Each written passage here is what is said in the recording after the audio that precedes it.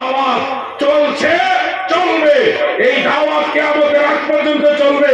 পৃথিবীর কোন শক্তি আল্লাহর দ্বীনের দাওয়াত ঠেকায় রাখতে পারবে না।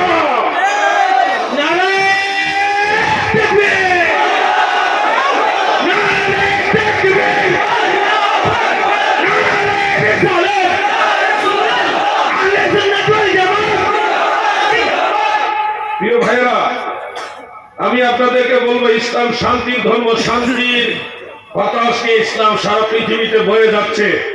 ফিলিস্তিন গিয়েছিলাম, আল্লাহ পাকের অশেষ দয়ায় ফিলিস্তিন যাওয়ার সুযোগ হয়েছে। দেখে এসছি ফিলিস্তিনের মুসলমানরা কত অসহায়, নিজের চোখে দেখে আসছি। ফিলিস্তিনের মানুষকে দান করা অন্যায়। কেউ যদি দান করে, হেল্প করে টাকা পয়সা বা কোনো কিছু দিয়ে, আর সেটা যদি ইসরায়েলের পুলিশ দেখে তাকে ফায়ার করে মেরে ফেলে। গোপনে দান করতে হয়। আমরা গোপনে গোপনে যতটুকু পারছি হেল্প করে আসছি। সেখানে ফিলিস্তিনের পতাকা উড়ানো অপরাধ। কেউ যদি ফিলিস্তিনের পতাকা উত্তোলন করে তাকে ফায়ার করে মেরে ফেলে, হত্যা করে ফেলে। একটা পাখি মারলে জবাবদিহিতা আছে, কিন্তু মুসলমান মারলে জবাবদিহিতা নাই। এমন এক জায়গা হলো ফিলিস্তিন। ইসরায়েল এমন ভাবে ফিলিস্তিনকে গ্রাস করে ফেলেছে, আপনারা কল্পনাও করতে পারবেন না। মিডিয়াতে সব আসে না, মিডিয়াতে সব নিউজ আসে না। কল্পনা করতে পারবেন না মুসলমানদের উপরে কি পরিমাণ অত্যাচার করা হচ্ছে। আমি বাংলার মানুষ, আমি বাংলাদেশ থেকে সেটুকু বলতে পারি, আমাদের দেশেও অন্য ধর্মের মানুষ আছে, কিন্তু আমরা অন্য ধর্মের মানুষদেরকে আমানত মনে করে তাদেরকে সেভ করি, তাদেরকে ভালোবাসা দেই। তাদের সাথে কেউ অন্যায় আচরণ করলে সেটা প্রতিবাদ করি। আমাদের 32টা দাঁতের মাঝে একটা জিহ্বা যেমন নিরাপদ, বাংলার জমিনে সমস্ত অন্য ধর্মাবলম্বী যারা, তারা আমাদের কাছে ওইভাবে নিরাপদ। আমরা যদি কখনো দেখি যে হিন্দু ধর্মের হোক, খ্রিস্ট ধর্মের হোক, বৌদ্ধ ধর্মের হোক, অন্য ধর্মের হোক, তাদের উপরে কেউ যদি অন্যায় আচরণ করে, তাদেরকে আমরা প্রতিবাদ করে, অমুসলিম যারা আছে তাদেরকে আমরা সেভ রাখি, কারণ তারা আমাদের দেশের আমানত, মুসলমানদের কাছে আমানত। কিন্তু আপনি দেখেন ফিলিস্তিনের দিকে তাকাইয়া হাজারে হাজারে মানুষ মেরে ফেলতেছে, হাজারে হাজারে মুসলমান মেরে ফেলতেছে। প্রায় 20,000-এর উপরে মুসলমান মেরেছে। পৃথিবীর হলুদ মিডিয়াগুলো, হলুদ মিডিয়া মানে পক্ষপাতিত্ব করে যারা নিউজ করে, তাদেরকে আমরা বাংলাদেশে হলুদ মিডিয়া বলি। এই হলুদ মিডিয়াগুলি তারা অনেক নিউজ ওইভাবে প্রচার করে না। আমরা আপনাদের কাছে একটা কথা বলতে চাই, ফিলিস্তিনি মুসলমানদের জন্য কি আপনাদের মায়া লাগে? আওয়াজ দিয়ে বলতে হবে, মায়া লাগে? হাজার হাজার ছোট ছোট শিশুদেরকে গুলি করে মেরে ফেলছে, এমন বোমা ফেলছে, সেই বোমা পুরো বিল্ডিং সহ মানুষ যা আছে সব মুহূর্তের মধ্যে ধ্বংস হয়ে যাচ্ছে, সবাই মুহূর্তের মধ্যে ফিনিশ হয়ে যাচ্ছে। বাইতুল মুকাদ্দাস 50 বছরের বয়সের কম যারা, তারা মসজিদুল আকসার মধ্যে ঢুকতে পারে না। আমাদের সামনে একটা লোককে গুলি করে মেরে ফেলেছে, কিছুই করার ছিল না। আমি আপনাদেরকে এই কথাগুলি কেন বলছি? মুসলমান, মুসলমান তোমরা ঐক্যবদ্ধ থাকো। মনে রাখবে, তোমাদেরকে মারলে পৃথিবীর কোন মিডিয়াও প্রচার করবে না। আর যদি তোমরা কামড়া কামড়ি করো, সামান্য একটা বিষয় যদি এদিক সেদিক হয়, সারা পৃথিবীর মিডিয়া এটাকে ফোকাস করে দিবে, অমুক হুজুর এই কাজ করেছে। এই জন্য আপনারা ঐক্যবদ্ধ থাকবেন। ফিলিস্তিনের মুসলমানদের জন্য আপনাদেরকে একটা কাজ করতে হবে। আমি আপনাদেরকে একটা প্রশ্ন করি, আপনারা কি চান যে আপনাদের টাকা দিয়ে বোমা বানিয়ে মুসলমানদেরকে, বিশেষ করে ফিলিস্তিনের মুসলমানদেরকে মারুক? এটাকে আপনারা চান? কিন্তু আপনাদের টাকা দিয়ে বোমা বানিয়ে মুসলমান মারতেছে, আপনাদের টাকা দিয়ে মারতেছে। কিভাবে কিভাবে মারতেছে? ইসরায়েলের অনেক পণ্য আছে ভারতবর্ষে বিক্রি হয়, ইসরায়েলের অনেক পণ্য আছে ভারতবর্ষে বিক্রি হয়। এই জন্য আপনাদেরকে বলছি, ইসরায়েলের সকল পণ্য বর্জন করে দিতে হবে। তাহলে দেখবেন আপনাদের মাধ্যমে, আপনাদের পকেটে টাকা নিয়ে মুসলমানদেরকে মারতে পারবে না, ঘরে বসেও তাদের বিরুদ্ধে জিহাদ করতে পারবেন। প্রিয় ভাই আমার, এই পৃথিবীতে মুসলমানেরা সবচেয়ে বড় অসহায়। তবে হ্যাঁ, মুসলমানদের পক্ষে আল্লাহ আছে। বলেন কে আছে? আমরা হিংস্র নাই, কারো উপর আক্রমণ করবো না। আমরা মদিনাওয়ালার আদর্শ পক্ষে ধারণ করি, আমরা নবীজির সে আদর্শ ধারণ করি। আল্লাহ হাবিব মসজিদে নববীতে বসে আছেন, সাহাবাই কেরাম নবীজির কাছে আসেন। এমত অবস্থায় ইহুদি ধর্মের কিছু লোক আল্লাহ রাসূলের সাথে দেখা করতে যাচ্ছেন। সাহাবীরা বললেন, তোমরা কোথায় যাচ্ছ? তারা বললেন, আমরা ইসলাম ধর্মের নবী মুহাম্মদ মুস্তাফা সাল্লাল্লাহু আলাইহি ওয়াসাল্লামের সাথে দেখা করতে যাচ্ছি। একজন সাহাবী কি আল্লাহর নবীকে বললেন, ইয়া রাসূলুল্লাহ, নবী গো,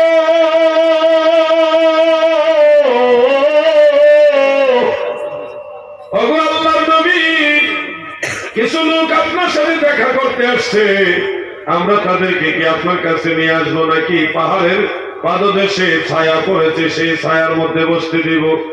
আল্লাহর নবী বললেন, ওই ছায়ার মধ্যে বসতে দিও না, আরো কাছে নিয়ে আসো। সাহাবীরা বললেন, ইয়া রাসূলুল্লাহ, মসজিদ নববীর পাশে কিছু খেজুর গাছ আছে, ওই খেজুর বাগানে ছায়া আছে, ওখানে বসতে দিব নাকি? নবীজি বললেন, না, ওখানেও বসতে দিও না। ইয়া রাসূলুল্লাহ, আপনি বলেন কোথায় নিয়ে আসবো? আল্লাহ রাসূল বললেন, তাদেরকে আমি রাসূলুল্লাহর কাছে মসজিদে নববীর ভিতরে নিয়ে আসো। আমার নবীজি কোনো হিংসা নিয়ে আসে নাই। আল্লাহ নবী সবচেয়ে উত্তম মানবতার শিক্ষা আমাদের দিয়ে গেছেন। পৃথিবীর সমস্ত মানুষের আমাদের কাছে নিরাপদ, কারণ আমাদের ধর্মের নাম ইসলাম। ইসলাম মানে হলো শান্তি। দাদু ভাই আমার, সেই শান্তির প্রধান বার্তাবাহক তিনি হলেন মুহাম্মদুর রাসূলুল্লাহ সাল্লাল্লাহু আলাইহি ওয়াসাল্লাম। সেই নবীর উম্মত, সেই নবীর আদর্শ ধারণ করে আমরা পৃথিবীতে বেঁচে আছি, বেঁচে থাকবো ইনশাআল্লাহ। আজ না হয় কাল আমরা চলে যাব, ঈমান নিয়ে কবরে যাব, নবীর উম্মত হয়ে যাব। এই জন্যই তো আমি আপনাদেরকে সতর্কতার জন্য বলি, আজ না তো যাবি কাল, গত হলো কত কাল, শিয়রে আসিলে রে কাল, কি হবে তোর পাই, কে যাবি সে চল না যাই, সুসময় বয়ে যায়, দরশীতে নবী বরে সোনার সেই মদিনায়, কে যাবি সে চল না যায়। আল্লাহুম্মা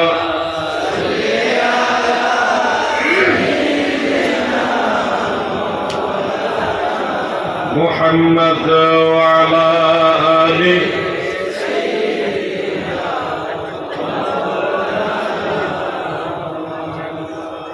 আমরা আমাদের নবীজিকে ভালোবাসি, যার কারণে নবী করিম সাল্লাল্লাহু আলাইহি সাল্লামের ব্যাপারে সর্বোচ্চ সতর্কতা অবলম্বন করি। নবীজির সম্মান তাআযীমের বিষয়টা গুরুত্ব দেই। বুখারী শরীফের মধ্যে একটা riwayat উল্লেখ রয়েছে, একজন বলছে যে আমি কিসরা কায়সার গিয়েছি, পৃথিবীর অনেক রাজা বাদশাহ দরবারে গিয়েছি, কিন্তু আল্লাহ রাসূল হযরত মুহাম্মদ মুস্তাফা সাল্লাল্লাহু আলাইহি ওয়াসাল্লামের দরবারে তার অনুসারীরা যেইভাবে তাজিম প্রদর্শন করে, সম্মান প্রদর্শন করে, এইভাবে তাজিম সম্মান প্রদর্শন করতে আমি পৃথিবীর কোন রাজা বাদশার দরবারে দেখিনি। সুবহানাল্লাহ বলেন। কারণ হলো, আল্লাহর নবী যখন থুতু মুবারক ফেলতে চাইতেন, আমার নবী সাহাবারা গাছের পাতার মতো এইভাবে হাত বিছায় দিতেন। হাত বিছায় দেওয়ার উদ্দেশ্য হলো, আল্লাহ রাসূলের থুতু মুবারক যার হাতের মধ্যে যে পড়তো, সেই থুতু মুবারক বরকতান মাথায় মুখে বুকে মালিশ করত। আর এটা জেনে রাখুন, আল্লাহ রাসূলের থুতু মুবারকের মাঝে মিশক আম্বরের চেয়ে আরো সুন্দর ঘ্রাণ ছিল। অনেক সাহাবীরা বলতেন, শামাইলের কিতাবগুলির মধ্যে উল্লেখ যে আল্লাহ রসুলের চেহারার মধ্যে, চেহারা মুবারকের মধ্যে তাকাতাম, রাত্রে বেলায় আকাশের পূর্ণিমার চাঁদের দিকে তাকাতাম, আরেক দিকে আল্লাহ রসুলের চেহারা মুবারকের দিকে তাকাতাম, কিন্তু আমরা দেখতাম চাঁদের চেয়েও আরো সুন্দর আমার দয়াল নবী। আকাশের চাঁদের দিকে তাকাইলে তাকাইতে তাকাইতে এক সময় দৃষ্টির মধ্যে ক্লান্তি আসে, কিন্তু আল্লাহ রসুলের চেহারা মুবারকের দিকে তাকাইলে তাকায় থাকতে মনে চায়, পেটের ক্ষুধা যন্ত্রণার কথা মনে থাকে না। আমার দয়াল নবীজি এত সুন্দর মানুষ ছিল। হযরত ইউসুফ আলাইহিস সালামকে আল্লাহ তাআলা যত সৌন্দর্য দিয়েছে, আম্মা জান আয়েশা সিদ্দিকা রাদিয়াল্লাহু তাআলা আনহা বলেন, ইউসুফ নবীকে দেখে মিশরের রমণীরা সৌন্দর্যে মুগ্ধ হয়ে সৌন্দর্যের দিকে তাকাইয়া লেবুকে কাটতে গিয়ে আঙ্গুল কেটে ফেলেছে। তারা যদি আমার দয়াল নবীর সৌন্দর্য দেখত, কলিজা কেটে ফেলতো, টের পাইত না। আল্লাহর হাবিব এত সুন্দর নবী, যার চেহারা মুবারকের দিকে তাকাইয়া কাফের মুশরিকরাও নিস্তব্ধ হয়ে তাকায় থাকতেন আর বলতেন, এই লোকটা কে গো, তিনি এত সুন্দর কেন গো? এই জন্য আপনাদের বলবো, আল্লাহর রাসূলের ঠোঁট মুবারক, জিহ্বা মুবারক, নাক মুবারক, চোখ মুবারক, হাত মুবারক, এগুলি দেখতে যদি আমাদের মতো, কিন্তু আল্লাহর হাবিবের সব কিছু, আল্লাহর হাবিবের জিসম মুবারকের সব কিছু হলো মুজিজা। নবীজির আঙ্গুল মুবারক দ্বারা ইশারা করলে আসমানের চন্দ্র টুকরা হয়ে যায়। আমার নবীজির আঙ্গুল মুবারক, আবু জাহাল নবীজির কাছে এসে বললেন, হে ভাতিজা, প্রতিবেশী হিসেবে ভাইস্তা, বললেন আমার হাতের ভিতরে কি আছে বলতে পারবে? নবীজি বললেন, আমি আপনার হাতের ভিতরে কি আছে যদি বলে দেই তাহলে কি হবে? আবু জাহাল বলল যে, তাহলে আমি তোমার নবুয়ত স্বীকৃতি দিব, তোমাকে নবী হিসেবে মানব। নারায়ে তাকবীর, নারায়ে রিসালাত, আহলে সুন্নাত ওয়াল জামাত, পেশে হুজুরের আগমন, নারায়ে তাকবীর, নারায়ে রিসালাত। একটা চেয়ার দেন।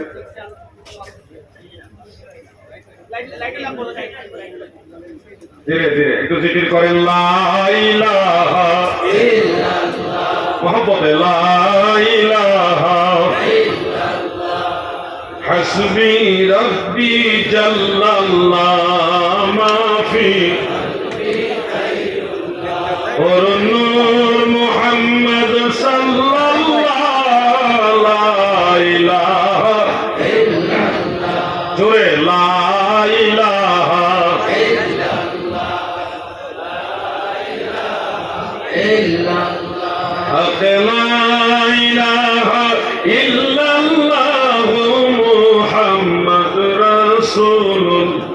সাল্লাল্লাহু আলাইহি ওয়াসাল্লাম। আবু জাহেলের হাতের ভিতরে কিছু খেজুরের বীজ হাতের মধ্যে নিয়ে এসে বলতেছে, বলো তো আমার হাতের ভিতরে কি? আল্লাহ রাসূল বলে, যদি বলি তাহলে কি হবে?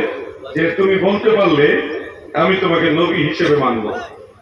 আল্লাহ রাসূল সাল্লাল্লাহু আলাইহি সাল্লাম বললেন, হে আবু জাহাল, আমি বলবো যে হাতের ভিতরে কি আছে, নাকি আপনার হাতের ভিতরে যা আছে সেগুলি বলে দিবে আমি আল্লাহ রাসূল, কোনটা আপনি চান?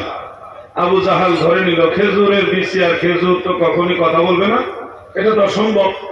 তখন তিনি বলে, ঠিক আছে, আমার হাতের ভিতরে যেগুলো আছে এগুলি যদি বলে তুমি আল্লাহর নবী তাহলে মানব। এখন আবু জাহালের হাতের ভিতর থেকে কালেমার আওয়াজ আসতেছে, আশহাদু আল্লাহ ইলাহা ইল্লাল্লাহ ওয়া আশহাদু আন্না মুহাম্মাদান আবদুহু ওয়া রাসূলুহু। কালেমার আওয়াজ হাতের ভিতর থেকে আসে। আবু জাহেল এইগুলি হাত থেকে ঝেড়ে ফেলে দিয়ে বলতেছে, মুহাম্মদের জাদু আমার হাতের ভিতরে গিয়ে ঢুকে গেছে। নাউজুবিল্লাহ বলে। আল্লাহর হাবিব রাহমাতুল লিল আলামিন বললেন, আপনি তো স্বীকৃতি দিয়েছেন যে ঈমান আনবেন, এখন কেন জাদু বলছেন? আবু জাহেল তখন শর্ত দিল, আকাশের চন্দ্র যদি দুই টুকরা করে দিতে পারো তাহলে বিশ্বাস করব তুমি আল্লাহর নবী। সেই জাবালে আবু কুবাইস পর্বতের মধ্যে, সাফা পাহাড়ের পাশে জাবালে আবু কুবাইস, সেই পাহাড়ের উপরে আমার দয়াল নবীজি উঠলেন, আকাশের দিকে চন্দ্রকে ইঙ্গিত করে বললেন, চন্দ্র রে, আল্লাহর হুকুমে দুই টুকরা হয়ে যাও। আল্লাহ রসুলের আঙ্গুল মুবারকের ইশারায় আকাশের চন্দ্র যখন দুই টুকরা হয়ে গেল, আবু জাহাল তখন বলল, মুহাম্মদের জাদুর কত পাহাড়, কত পাওয়ার, যে আকাশের চাঁদের মধ্যে গিয়ে জাদু লেগে গেছে। নাউজুবিল্লাহ বলেন। কথাটা বলার উদ্দেশ্য হলো, আমার নবীজির আঙ্গুল মুবারকের মর্যাদা